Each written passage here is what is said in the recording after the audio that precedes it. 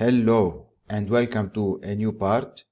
In this part we'll be working on our styles and UI elements. We'll be organizing styles in a way that allow us to easily modify them and expand, and we'll be using of course the styled component to group styles by components. Now for the theme we'll be using the CSS3 variables to group our colors and sizes. We'll be creating, using the create global style from styled component, a global style variables. These styles will have the values for different colors. We'll have the dark, the light, the primary, secondary color, spaces, also the font size. All these values will be accessible in any component. Here's an example like the button.js, which is a styled component. We can easily access any variable stored globally like this here using the var function. It's a CSS function. Then I will show you how to make this variable change responsively. Then I will add a reset style sheet also in this global style. As you can see here, I followed some certain patterns regarding the colors. So for the, let's say, primary here, we have primary and primary contrast, which will be the color that we use for text and icons that are on top of the primary color. Then we have the primary hover, which we'll use for backgrounds that change the color on hover. So if I go to my application here, I can see here an example for the sign out button. Now all of this has been done here in the component button. Now this component has a variant feature. Now this variant work as the following. So now if I, for the sign out button, which is in the header here, I can now add a variant primary, and the button will have the variant primary. I can add the secondary. This is our secondary colors. If I go to my theme colors, also I have the light and dark, so I can use any of these colors. Let's say dark. Alright, all of these variant work with the outline style. Now secondary outline, the primary outline.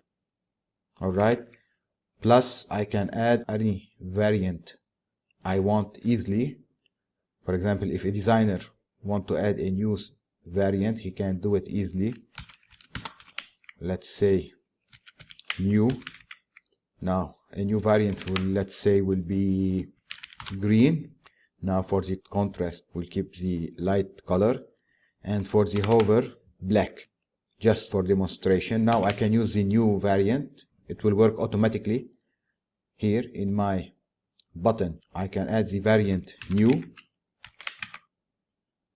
Here it is. This is our new component. I can use it without outline. It will work also.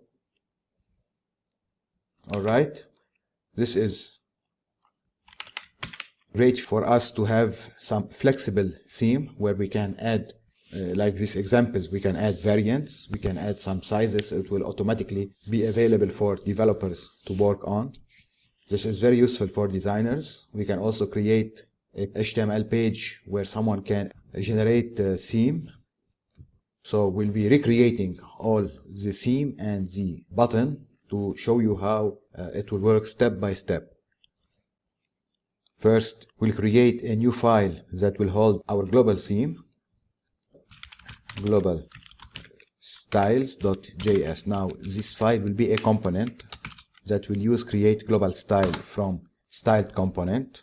So first I will import create global styles from styled components. This is a function that returns a component.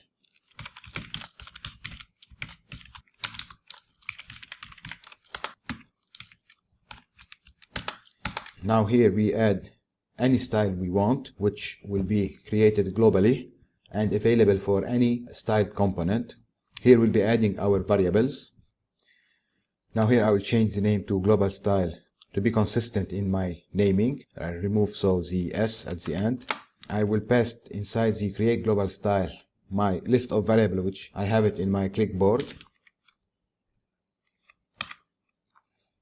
Alright, this is our list of variables. Here we have the spacing from 1 to 6. We have the font size also from 1 to 6, different sizes. I have the height for the input. I have the height for the button, the minimum width for the button, and the px, which stands for padding left and right, also for the button, which uses the variable space2, which is 8 pixels. So we can use the variable here, of course, they are available, as we can use them here inside the button. So this is our style. So now inside this file I can add my reset style sheet. Remember here that we are creating styles.css, which contains some reset styles. We'll move this element into a reset style sheet. So we'll create a new file. It will be called reset styles.js. Export default. Alongside this very basic resetting style, I will add some styles which I will get it from the internet. I will clean it from some comments which will interfere with our JavaScript variable. Alright, so now we can import the reset style here.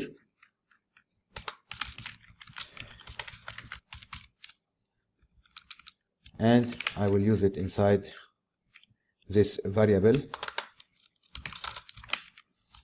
So now we have included the reset styles. Here in my styles.css I will remove anything related to resetting CSS. So the font sizes too here, H1, H2, H3, I will remove them. I will keep the visually hidden. I will keep for now the input and the text area. Figure I will remove it. The link I will keep it. And I will copy these custom styles to my theme. Now I will import the global style in my app. Here I will import global style from global style. Now as this is a component, I need to use it here at the top of my other component, so it will precede everything. Here in my app also I will remove the old style file. I forgot to export here the global style. Now one thing I need to fix here concerning the CSS variables, they need to be inside an HTML element so that they could be available to all the elements in my application. After importing the global style component in my app, I can use my CSS variables anywhere in my style component. For example, button.js. Here I have the background color. I was setting it to Dodger blue. I can now use my CSS variable color dash primary instead of the Dodger blue. Our primary is red, and here it is red. Or I can use the secondary, and here is my secondary color. For our case, the default style will be a light button, so here instead of the color secondary, we'll use the light. Now for the border, it will be 1 pixel solid, and the color defined in our bars for the border. Now for the text color, here instead of white, we'll be using the var dash color dash light dash contrast, which will be the appropriate color for the text that work with the light background. Here for the padding, we already defined the padding for the button, which is px button, padding left right button, so we'll use it. For the top and bottom, we'll make it 0. We'll use the height for this, but for the left and right, we'll use the var dash dash px button. For the height, it will be the var height button. For the width, it will be auto, but we'll set the min width to the var min width button. We don't want the width to be, if the button contain like icon or single letter, to be very small. So we restrict the width to this minimum value, which is set here in the global style variable to space 4, and space 4 is 32 pixel. Now for the border radius, we have a value here. I guess if border radius here, so we'll use it. The font size, we'll use font size 3, which is 14 pixel.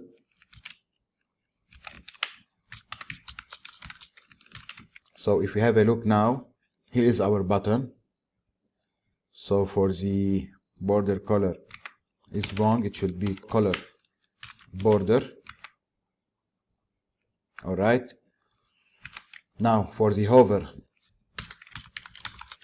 the background color will be var color light dash hover. Now for the border color, we'll use the var dash dash color dash border hover, and the box shadow will be 0 pixel, 2 pixel for the position, 5 pixel for the blur, and 0 pixel for the size. The color will be an RGBA 000.15. So this is our button here. Now for the outline, the border color will be color dash gray. So we remember we have here in our global style gray color. This is a backup color in case we don't need to use the dark. If it's so dark for our case, we use the gray, which is in the middle between light and dark. Now for the background color will be transparent. For the text color, we also use the gray. And for the hover, here we supposed to add the end, but it seems it works without end too. So for the hover, the background color will be gray, and the color will be gray contrast. So let's have a look. This is the primary button. Now let's add beside it another button. So this is in the login section. So if I go to my, here it is, sign in, and find the button, I can add another one and give it the prop outline. Here it is. This is our outline button. Something wrong with the text color. If I check my global style for the gray, concerning the contrast, it is dark instead of light. As you can see, I can here change the values and they will be translated in my UI very easily. Now as you can see, here is the shadow. Now once I click, I need to change the style for the active state. I can do this here by adding the pseudo active, and inside of it I will remove the box shadow. Now on hover, the button will raise, and if I click, it will return back to its previous state. Give it like a push. The same for the outline button. Alright. Now I need to add some variant for my button, different color. For example, a primary variant which will display the button in my primary color. So here in my sign in, I can add a variant primary. I want this to have the button change the color to our primary color. So to make it work here in my button.js, I can, instead of directly applying for the background color the light, I can make a check to see if my variant prop is available. So here I can do it like this, $. Now I get the P, which stands for props. I choose the name P here for brevity. Now P, I will check for P dot variant. If there's a variant, I will use the variant name, so it will be color dash the variant value. In our case, we have primary, it will be color dash primary. If there is no variant, or I will use the default light in this case. So if we have a look at our browser now, we will see that the background of the button turned into the primary color. Now let's fix the text color. Now for the text color, the same will apply. Here, instead of the light, we'll use the variant name in case if it's available. If not, we'll use the default light. Now we'll end it with dash contrast. Remember that here we have followed certain pattern for each color. We have the primary, we have the contrast color, and the hover color, which why here it worked for our advantage in this case. Now concerning the hover here, the same will apply. Instead of the light, I'll use the variant. If the variant is not available, then the light. Now I'll keep the border as it is, because here in our global style the border is a transparent black color, so it will work on any color. So if I check my button, here it is.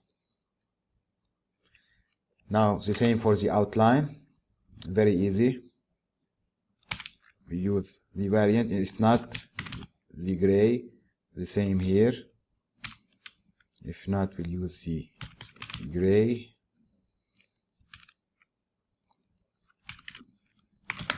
and here also gray. Now, alright, if I change, let's say for the outline I make it primary, and the first one let's use the secondary to make sure everything is working as expected. So here is my secondary button, and here is the primary button. If I want the default, I can. Here is my default by not adding any special prop. So here is our style working as expected. Now we have a small issue here. If I go to my sign in page, the size of the button is okay, but for mobile the touch area is very small. So to fix this, we need to increase the size of the button for screen lower than 1024. Now to be able to resize this button, we have a very special method. We can target screen sizes here inside the global style and change the height and width of the button inside this file here. Let me show you how. Here I will use the media query to specify a minimum width of 1024 pixel. Now in case this screen is smaller than 1024 pixel, I will increase the size of the button. Here first I will target the height of the button. Currently we're using space 4 for desktop. I will increase it to 8 pixel, so I can use the calc function for CSS to add an 8 pixel for the height. Now the same for the padding left and right. I can increase the padding with 8 pixel. Here it must be height button. If max width, I mean. Now these styles will be applied to the width not exceeding 1024 pixel. So if I check my browser, this is my default button size.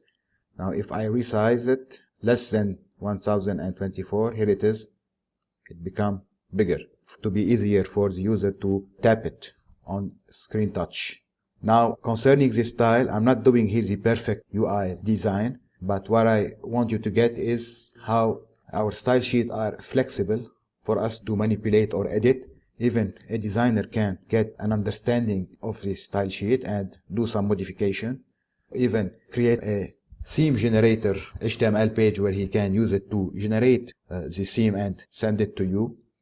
This is one example for the button. Now will be a lot of example in the next videos. So we'll be adding styles for the header. We'll be adding drop-down menus, a sidebar with the menu, and a lot of stuff we'll create in a series of a couple of videos that will follow after this one. Thank you for watching. If you like this video, give it a thumb up, and don't forget to subscribe for my channel for more tutorial on React and its friends. Thank you very much. See ya.